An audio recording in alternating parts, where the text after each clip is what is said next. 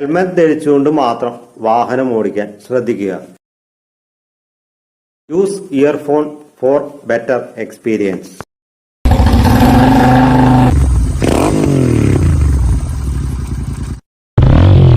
Hi, Hari സംസാരിക്കുന്ന pro റൈഡോടെ എല്ലാവർക്കും സ്വാഗതം. ഈ വണ്ടി കാണുന്ന തന്നെ പലർക്കും മനസ്സിലായി കാണും ഏതാ വണ്ടി എന്നുള്ളത്. റോയൽ എൻഫീൽഡിന്റെ ഗെറില്ല 450യുടെ ഷോർട്ട് റൈഡ് എക്സ്പീരിയൻസ് ഷെയർ ചെയ്യാനായിട്ടാണ്.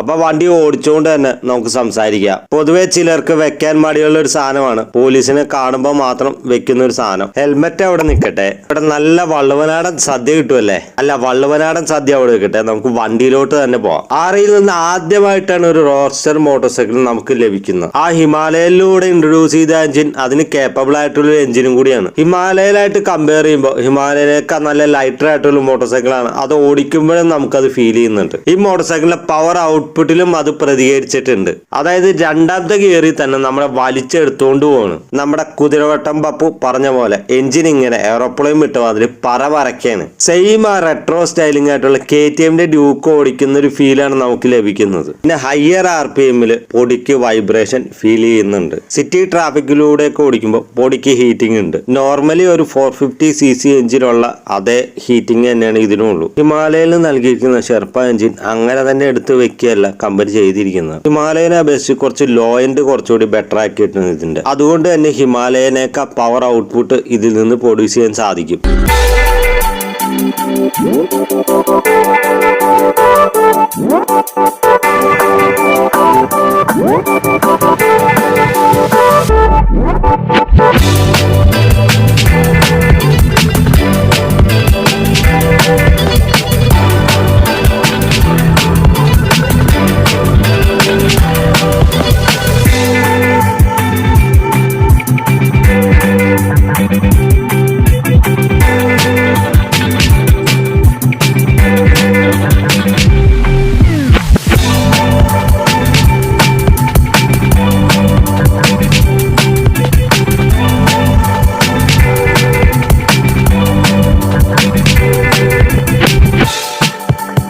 ഇത്രയും പവർ ഔട്ട്പുട്ട് നൽകുന്നതുകൊണ്ട് തന്നെ ബാക്കിലിരിക്കുന്ന പില്യൻ ഒന്ന് ശ്രദ്ധിക്കേണ്ടതാണ്. നമ്മൾ ഈ സഡൻ ആയിട്ടൊക്കെ എടുക്കുമ്പോൾ പില്യൻ പുറകിലോട്ട് വീഴാനുള്ള സാധ്യത ഞാൻ കാണുന്നു. വണ്ടി ഓടിക്കുന്ന ആളായാലും പുറകിലിരിക്കുന്ന പില്യനായാലും ഒന്ന് ശ്രദ്ധിച്ചേക്കുക. അതുകൊണ്ട് തന്നെ ഞാൻ എടുത്തു പറയുന്നത് ഇത് ബിഗിനേഴ്സിന് പറ്റിയ ഒരു മോട്ടോർ സൈക്കിളേ അല്ല. സീറ്റ് ഹൈറ്റ് കുറവാന്ന് കരുതി ആരും ചാടിക്കേറി എടുക്കാൻ നിൽക്കണ്ട. ഇതൊരു ബിഗിനേഴ്സിന് ഒട്ടും സൂട്ടബിൾ ആയിട്ടുള്ള മോട്ടോർ സൈക്കിൾ അല്ല. ഇതൊരു ടൂറിംഗ് ഫ്രണ്ട്ലി മോട്ടോർ സൈക്കിൾ ആണോ എന്ന് ചോദിക്കുന്നവരോട്, ലോങ് റൈഡ് ഹൈവേ ക്രൂസിംഗിന് പറ്റിയ ഒരു മോട്ടോർ സൈക്കിൾ ആണിത്. 4 സ്പീഡിൽ പോകുന്ന നല്ല രീതിയിൽ വിൻ ബ്ലാസ്റ്റ് ഉണ്ടാവുന്നുണ്ട്. കമ്പനി വരുന്ന ഷോർട്ടർ ആയിട്ടുള്ള ഒരു വിൻവൈസർ ആയതുകൊണ്ട് തന്നെ ആഫ്റ്റർ മാർക്കറ്റ് ആയിട്ടുള്ള വിൻവൈസർ ചൂസ് ചെയ്യുന്നതായിരിക്കും ഏറ്റവും നല്ലത്. ഇത് നിങ്ങളുടെ ലോങ് റൈഡിൽ ഗുണം ചെയ്യും. കാര്യം KTMന്റെ ഒക്കെ ഡൂക്ക് കണ്ടു കൊടുക്കണം, നിമ്പിൾ ആയിട്ടും ഫ്ലിക്കർ ചെയ്തൊക്കെ കൊണ്ടുനടക്കാൻ പറ്റിയ, സിക്സ് ആക്ക് ചെയ്തൊക്കെ ഓടിക്കാൻ പറ്റിയ മോട്ടോർ സൈക്കിൾ ആണെങ്കിലും വണ്ടി നിർത്തി ഓടിച്ചെടുക്കാൻ കുറച്ച് ബുദ്ധിമുട്ടാണ്.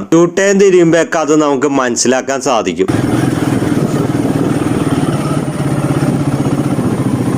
ടാങ്കുമ്പോ ഹഗ് ചെയ്ത് ഇങ്ങനെ നിന്ന് ഓടിക്കാനും വണ്ടി നല്ല രസമാണ്. എന്നും പറഞ്ഞുകൊണ്ട് ഇതൊരു ഓഫ് റോഡിങ് മോട്ടോർ സൈക്കിൾ അല്ല. ചെറിയ രീതിയിലുള്ള ഓഫ് റോഡ് ഒക്കെ ചെയ്യാവുന്നതാണ്. ഹാർഡ് കോർ ഓഫ് റോഡിന് ഹിമാലയൻ തന്നെയാണ് ബെസ്റ്റ്. അപ്പൊ ഈ മോട്ടോർ സൈക്കിളിന്റെ മൈലേജ് 28-30 ഒക്കെ പ്രതീക്ഷിച്ചാൽ മതി. ഇതിന്റെ വില പരിശോധിച്ച് നോക്കാനാണെങ്കിൽ 3,12,000 രൂപയ്ക്ക് ഈ മോട്ടോർ സൈക്കിൾ ഇല്ല എന്ന് ഞാൻ പറയും. അതായത് ഈ പ്രൈസ് റേഞ്ചിൽ ഹാർലി ഡേവിഡ്സന്റെ മോട്ടോർ സൈക്കിൾ ആയാലും ട്രയംഫിന്റെ മോട്ടോർ സൈക്കിൾ ആയാലും USD ഫോർക്ക് നൽകുന്നുണ്ട്. അപ്പൊ ഈ മോട്ടോർ സൈക്കിളും USD ഫോർക്ക് കമ്പനിക്ക് നൽകാൻ അല്ല, ഹിമാലയയിൽ നൽകാമെങ്കിൽ പിന്നെ എന്തുകൊണ്ട് ഈ മോട്ടോർ സൈക്കിൾ നൽകിക്കൂടാ? നിങ്ങൾ ബേസ് വേരിയന്റിൽ USD ഫോർക്കിൽ നിന്ന് ഒഴിവാക്കിയോ, പക്ഷെ ടോപ്പ് എൻഡ് വേരിയന്റിൽ ഇത് നൽകാമായിരുന്നു. ഹാർലി ഡേവിഡ്സന്റെ ബേസ് വേരിയന്റിൽ വരെ ഒരു USD ഫോർക്ക് നൽകുന്നുണ്ട്. ഈ മോഡലിലും ബേസ് വേരിയന്റിൽ ഒഴിച്ചു നിർത്തി ബാക്കി 2 ടോപ്പ് എൻഡ് വേരിയന്റിൽ USD ഫോർക്ക് കമ്പനിക്ക് നൽകാമായിരുന്നു. ഇത്രയും ഹ്യൂജ് പ്രൈസ് വന്നുകൊണ്ടാണ് ഞാനിത് ചൂണ്ടിക്കാണിച്ചത്. അല്ലെങ്കിൽ കമ്പനി അറ്റ്ലീസ്റ്റ് ഈ മോട്ടോർ സൈക്കിളിന്റെ വിലയൊന്ന് കുറച്ചാൽ മതിയായിരുന്നു. USD ഫോർക്ക് ഇല്ല എന്നത് ഒഴിച്ചു നിർത്തിയാൽ this is A good motor cycle. Company engine protection ആയിട്ട് നൽകിയ പ്ലാസ്റ്റിക്കിന്റെ ഒരു സ്കിപ്പ് പ്ലേറ്റ് ആണ്. എടുക്കാൻ പോകുന്ന ഒരു കമ്പനിയുടെ തന്നെ മെറ്റാലിക് സ്കിപ്പ് പ്ലേറ്റ് ഉണ്ട്, അത് ആഡ് ചെയ്യുന്നതായിരിക്കും. അല്ലെങ്കിൽ ആഫ്റ്റർ മാർക്കറ്റ് ആയിട്ടുള്ള എഞ്ചിൻ പ്രൊട്ടക്ഷൻ കാർഡുകൾ മേടിക്കാവുന്ന. റേഡിയേറ്ററിന്റെ പ്രൊട്ടക്ഷന് വേണ്ടി ആഫ്റ്റർ മാർക്കറ്റ് ആയിട്ടോ അല്ലെങ്കിൽ കമ്പനിയുടെ തന്നെ സ്റ്റോക്ക് ആയിട്ടുള്ള റേഡിയേറ്റർ ഗില്ലോ നിങ്ങൾക്ക് ആഡ് ചെയ്യാവുന്ന.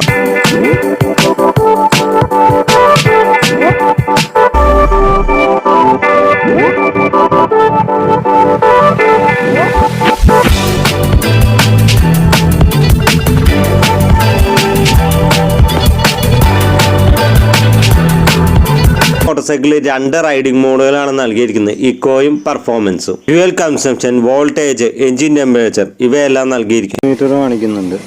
കംപ്ലീറ്റ്ലി ഫീച്ചർ ഓർഡർ ആയിട്ടുള്ള ഒരു മീറ്റർ തന്നെയാണ് ഇത്. പിന്നെ മീറ്ററിൽ 2 ട്രിപ്പ് മീറ്റർ വരുന്നുണ്ട്, ട്രിപ്പ് എ ട്രിപ്പ് ബി. പിന്നെ സീറ്റ് തുറന്നു കാണിക്കുന്ന കാര്യമൊന്നുമില്ല, അതിനകത്ത് ഫസ്റ്റ് എയ്ഡ് ബോക്സും ടൂൾസും മാത്രമേ ഉണ്ടാവുള്ളൂ. സി ടൈപ്പ് ആയിട്ടുള്ള.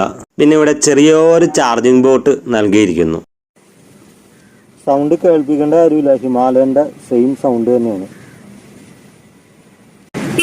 ലൗഡർ ആയിട്ടുള്ള ഒരു സിംഗിൾ ഹോൺ സെറ്റപ്പാണ്. ഈ ഷോർട്ട് റൈഡ് എക്സ്പീരിയൻസ് എല്ലാവർക്കും ഇഷ്ടപ്പെട്ടു എന്ന് ഇഷ്ടപ്പെട്ട ചാനൽ സബ്സ്ക്രൈബ് ചെയ്യുക, ബെൽ ബട്ടൺ അമർത്തുക, വീഡിയോ കൂടുതൽ ആൾക്കാർക്ക് ഷെയർ ചെയ്യുക, കൂടുതൽ ആൾക്കാരിൽ എത്തിക്കാൻ ശ്രമിക്കുക.